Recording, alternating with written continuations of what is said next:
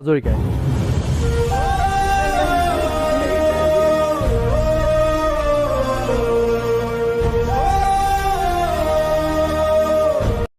প্ৰথমতে মই পাঠানৰ কাৰণে তোলে শুভেচ্ছা জনালোঁ। মানুহবোৰে বহুত ভাল পাইছে। সকলোৱে আহক, এই ছবিখন উপভোগ কৰক।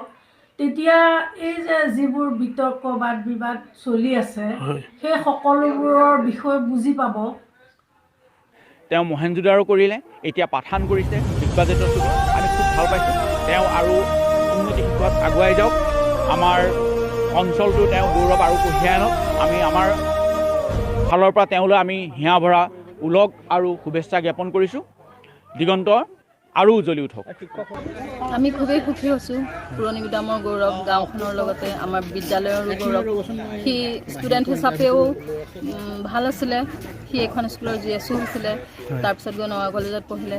আৰু সি অভিনয় জগতলৈ আমাৰ কোনো পৰিয়ালৰ ছাপোৰ্ট নোহোৱাকৈ সি অকলশৰে আগুৱাই গৈছিলে, শূন্যৰ পৰা গতি কৰি আজি সেইখিনি বলিউড পাইছেগৈ। গতিকে আমি খুবেই সুখী হৈছোঁ।